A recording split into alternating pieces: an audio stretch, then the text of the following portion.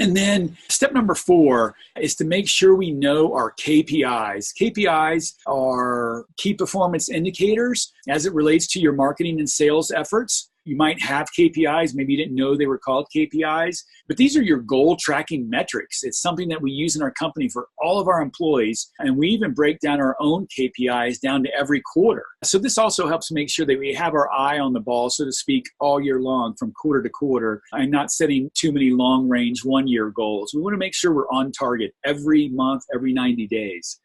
So for example, with call tracking, which I'm a huge proponent of, there's no sense in doing any online marketing if you don't have call tracking in place where you can see exactly how many calls came in. Make sure that you're able to see what your average cost per lead generated is, or your average cost per call, because it needs to be within a manageable level, either from paid search or from your SEO efforts, or from whatever marketing that you're doing. Maybe it's postcards, maybe it's using a call tracking number on your offline marketing, your postcards you send out. Once you know this is my average cost per lead, this is my average ticket, this is my average lifetime customer value, and that cost per lead is ROI positive, then you can scale it up. This is really important because no matter how much you're spending on marketing monthly, whether it's $500 a month or whether it's $5,000 a month, you don't want to be afraid that you're spending too much, like, wow, I'm spending $3,000 or $5,000 a month or whatever that amount is, and you're thinking, man, that's just crazy talk, like crazy money.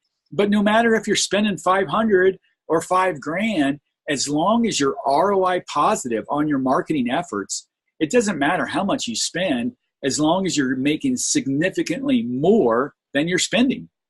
That's where you need to be. That's what ROI is all about. And so you need to have, some basic KPIs in place where you can see this. And so this is an example of a KPI board, something you can look at and say, okay, I want to make sure I have something similar to this. How much did I spend? This would be your management fees from a marketing company like ours. It could be your pay-per-click ad spend that you pay directly to Google. It could be, Facebook ads and your Facebook ad spend, any paid directories, whatever. Basically, what is your total marketing investment? And then how many leads came in that should be aggregated from those different marketing channels, SEO, pay-per-click, whatever source it is. So your total number of leads. And then what is your average cost per lead end up being? And so you also want to be able to tell, where do those leads come from? So how many came from organic SEO? How many came from pay-per-click? How many came from your Google Maps listings? How many from web form submissions? So for example, Google logo service ads. What was my cost per lead and how much revenue did it generate? Pay-per-click, how much was my cost per lead? How much revenue was generated on pay-per-click? So there could be many layers to this. And it really depends on how analytical you want to be. And if you're truly a bean counter at heart, at a minimum, we need to know our ad spend and our number of leads and our average cost per lead. So the next layer is to be able to break that down by industry, by service. How much are you making? How much revenue and expenses are related to everything you're doing from a return on investment standpoint?